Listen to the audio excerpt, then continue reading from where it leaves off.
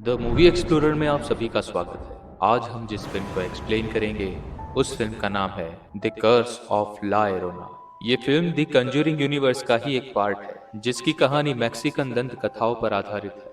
सन 1673 Mexico में एक बहुत ही खूबसूरत औरत रहा करती थी, जिसकी शादी वहाँ के एक अमीर सादे से हुई थी, जिससे उन्हें दो बच्चे भी थे। लेकिन एक दिन अपने पति की बेवफाई का पता चलने पर उसके पति को सजा देने के लिए गुस्से में आकर वो औरत अपने दोनों बच्चों को नदी में डुबोकर मार देती है। लेकिन जब उसका गुस्सा शांत होता है, तब उसे पता चलता है कि उसने कितनी बड़ी गलती कर दी है। और नदी पर जिस जगह पर उसने अपने बच्चों को मारा था, वहां पर पवित्र फायर ट्रीज थे, जिससे उसकी रूह श्रापित हो जाती है और सदियों तक यूं ही अपनी बच्चों की राह में रोते हुए भटकती रहती है। और तभी से उसे नाम दिया जाता है ला एरोना, जिसका मतलब होता है रोती हुई औरत।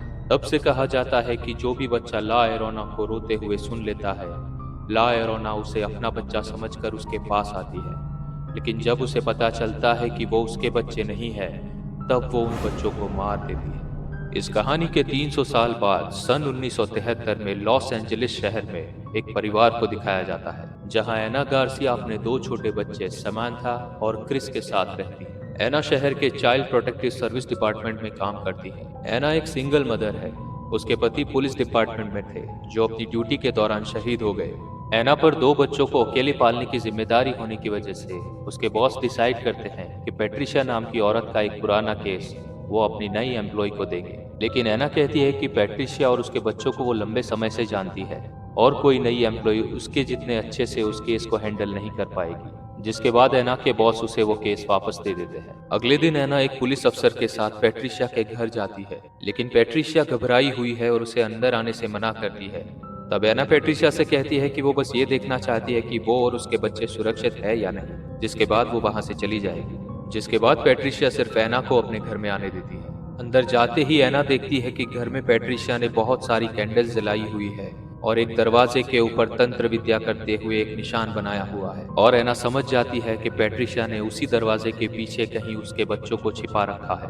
और एना जब उस दरवाजे को खोलने की कोशिश करती है, तब पैट्रिशिया उस पर हमला कर देती है। लेकिन तभी बाहर खड़ा पुलिस अफसर अंदर आ जाता है और पैट्रिशिया को लेकर बाहर चला जाता है। और ले जाते वक्त पैट्रिशिया एना को चिल्लाते हुए कहती है कि बस एक ही रात की बात है, उस दरवाजे को मत खोलना।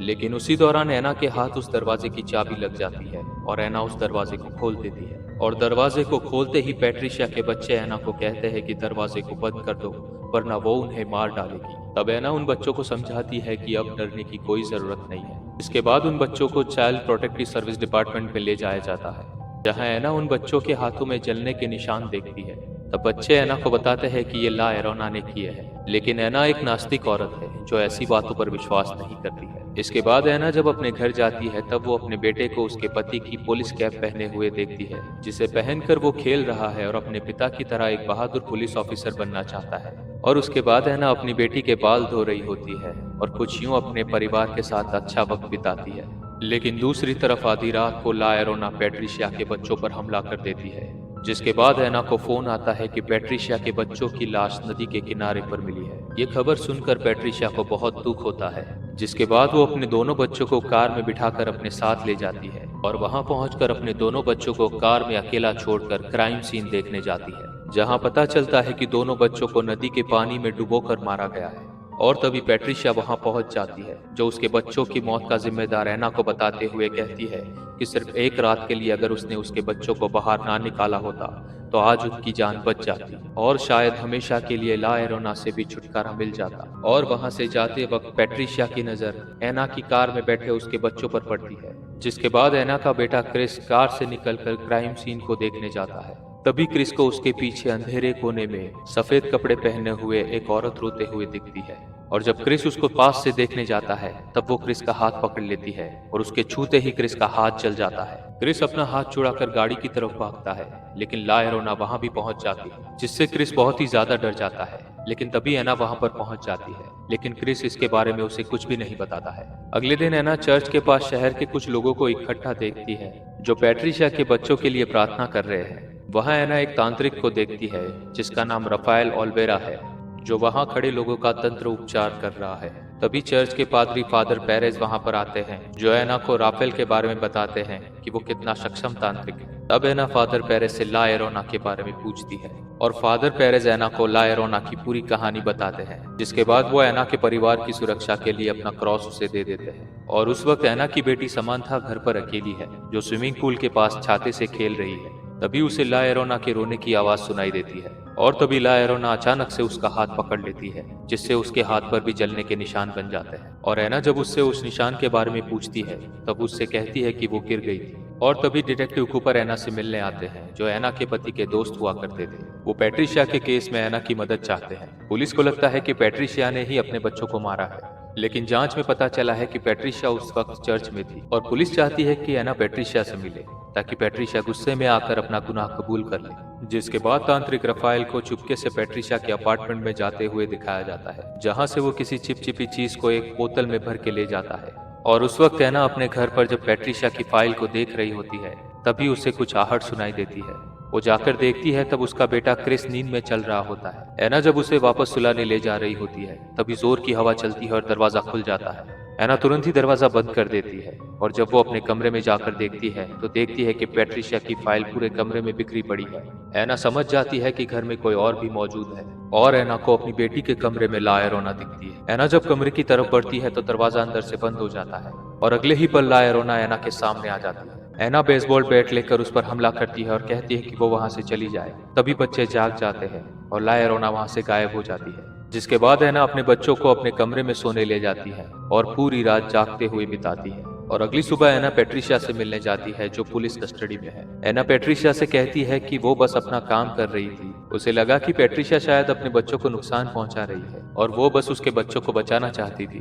पैट्रिशिया एना से कहती है कि वो बस ला एरोना से अपने बच्चों को बचा रही थी और उसकी गलती के चलते उसके बच्चे आज जिंदा नहीं है, जिसके लिए वो उसे कभी भी माफ नहीं कर पाएगी। और उस दौरान एना की नजर पैट्रिशिया के हाथों पर जलने के निशान पर पड़ती है और पैट्रिशिया एना से कहती है कि उसने ला एरोना से एना के बच्चों की जान के बदले अपने बच्चों को वापस मांगा है। और एना समझ जाती है कि अब उसके बच्चों की जान खतरे में है। और उस दौरान जब एना के बच्चे घर पर अकेले होते हैं, तब ला एरोना एना के बेटे क्रिस पर हमला करती है। लेकिन तभी एना घर पहुंच जाती है और वो क्रिस को अस्पताल ले जाती है, जहां डॉक्टर क्रिस के हाथों में जलने के निशान देखकर पुलिस में कंप्लेन कर देता है और डिटेक्टिव कूपर वहां पर पूछताछ के लिए आते हैं।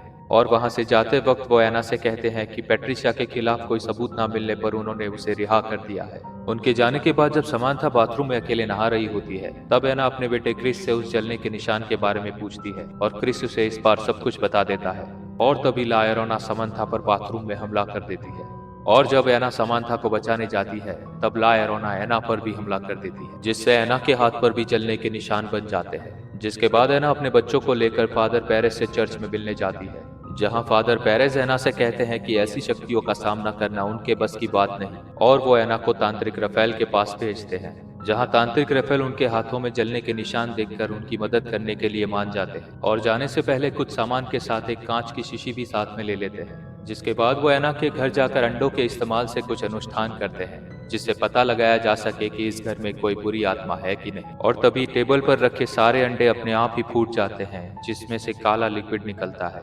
जिससे पता चलता है कि यहाँ पर जो भी शक्ति है वो बहुत ही खतरनाक है।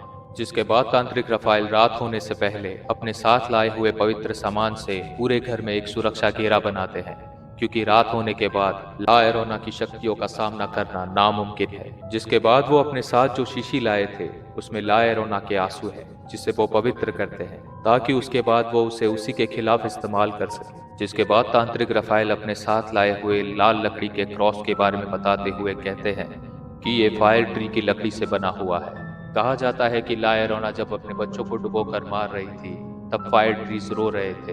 वो अकेले उसके गुनाह के गवाह है और ला एरोना के खिलाफ यही उनका आखिरी हथियार होगा। और जब रात हो जाती है, तब तांत्रिक रफेल एना और उसके बच्चों को पवित्र मोमबत्तियों के घेरे के बीच बिठा देते हैं। लेकिन तभी एक तेज हवा के झोंके के साथ सारी मोमबत्तियां बुझ जाती है और ला एरोना उन पर हमला कर देती है और तांत्रिक रफेल उन्हें बचाने के बजाय वहां से चले जाते हैं। लेकिन जब ला एरोना क्रिस को घसीटकर घर के बाहर ले जा रही होती है, तभी तांत्रिक रफेल ला एरोना के आंसू उस पर छिड़क देते हैं और फायर ट्रीज के बीच का घेरा बना देते हैं, जिसे ला एरोना पार नहीं कर पाती। जिसके बाद ला एरोना पीछे के दरवाजे से घर में आने की कोशिश करती है, और जब सभी वहां पर उसे रोकने की कोशिश कर रहे होते हैं, तब समंथा अपनी डॉल लेने के लिए जाती है और गलती से उस बीच के घेरे को तोड़ देती है, जिसके साथ ही ला एरोना समंथा को स्विमिंग पूल में ले जाकर डुबाने की कोशिश करती है। और जब एना अपनी बेटी को बचाने के लिए स्विमिंग पूल में कूदती है, तब ला एरोना उसे भी मारने की कोशिश करती है। तभी तांत्रिक राफेल पानी में कुछ पवित्र बीज डालते हैं, जिससे पानी पवित्र हो जाता है और ला एरोना को उन्हें छोड़ना पड़ता है। और उस दौरान ला एरोना का नेकलेस एना के पास रह जाता है। तभी पता चलता है कि समंथा ला एरोना के काबू में है, और जब भी वो उसे बुलाएगी तब वो उसके पास जाने की कोशिश करेगी। जिसके बाद तांत्रिक राफेल के कहने पर एमा दोनों बच्चों को एक अलमारी में बंद कर देती है, और जहां घर में बैठकर वो सभी सुबह होने का इंतजार कर रहे होते हैं, वहीं ला एरोना बाहर खड़ी होकर घर की तरफ देख रही है। और तभी पैट्रिशिया वहां पर आ जाती है और अपने बच्चों को वापस पाने की उम्मीद में वो एना के बच्चों को उसे सौंपने जाती है। और जब राफेल उन्हें बचाने की कोशिश करते हैं, तब पैट्रिशिया उन पर गोली चला देती है, जिसके बाद वो फायर ट्री के बीच का घेरा मिटा देती है। जिसके साथ ही ला एरोना एना पर हमला करके उसे बेसमेंट में बंद कर देती है, और बच्चे उस लॉकेट को लेकर घर के सबसे ऊपर वाले कमरे में जाकर छिप जाते हैं। लेकिन ला एरोना वहां भी पहुंच जाती है। तभी पैट्रिशिया को भी महसूस होता है कि उससे गलती हुई है। ला एरोना उसके बच्चों को कभी वापस नहीं देगी।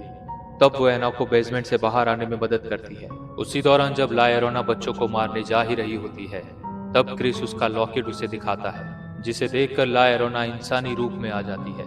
दरअसल ये लॉकेट ला एरोना को उसके बेटे ने दिया था, जिसे देखकर ला एरोना को अपने बच्चे याद आ जाते हैं, और वो क्रिस को अपना बच्चा समझकर उसे प्यार करने लगती है। लेकिन तभी उनके पीछे रखे आईने से कपड़ा हट जाता है, जिसमें उसका चेहरा दिखते ही कांच टूट जाता है और वो अपने शैतानी रूप में आ जाती है। तभी राफेल और एना भी वहां पहुंच जाते हैं, और जब राफेल उस पर हमला करता है, तब वो राफेल को हवा में उड़ाकर फेंक देती है। तभी बच्चे भागकर एना के पीछे छिप जाते हैं, और जब ला एरोना उन पर हमला करने ही वाली होती है, तभी राफेल उस क्रॉस को एना की तरफ फेंक देते हैं। और जब ला एरोना एना पर हमला करने के लिए पास आ जाती है, तब एना उस क्रॉस से उसके सीने पर वार करती है, जिसके साथ ही ला एरोना की शैतानी रूह का खात्मा हो जाता है, और आखिरकार सब चैन की सांस लेते हैं। आखिर में एना और उसके बच्चे राफेल को उनकी जान बचाने के लिए शुक्रिया कहते हैं, और ये कहानी यहीं पर समाप्त हो जाती है। और आखिर में इस फिल्म को लेकर आप सबसे मैं अपना नजरिया साझा करना चाहूंगा। इस फिल्म की कहानी हॉरर होने के साथ इसका सेंटर एलिमेंट है मदरहुड, यानी कि ममता। इस कहानी में 3 तरह की माओं का जिक्र किया गया है। पहली ला एरोना, जो अपने पल भर के गुस्से से अपने पूरे परिवार को तबाह कर देती है। दूसरी पैट्रिशिया, जो अपनी हर पुरानी गलती से सीख लेकर एक अच्छी माँ बनने की कोशिश कर रही थी, हालांकि नसीब उसका साथ नहीं देता है। और तीसरी एना, जो अपनी तकलीफों के बावजूद भी अपनी ममता का दायरा इतना बड़ा रखती है, जिसमें उसके बच्चों के साथ दूसरों के बच्चों की परवाह करना भी शामिल रहता है। अगर आपको हॉरर और मदरहुड की कॉम्बिनेशन वाली फिल्में पसंद है, तो एंड स्क्रीन में दिख रही फिल्मों को भी आप पसंद करेंगे। आशा करते हैं ये वीडियो आपको पसंद आया होगा। अगर पसंद आया हो तो लाइक, शेयर और सब्सक्राइब जरूर कर दीजिएगा। इसके अलावा कमेंट में बता सकते हैं कि आपको कौन सी फिल्म का एक्सप्लेनेशन देखना पसंद आएगा।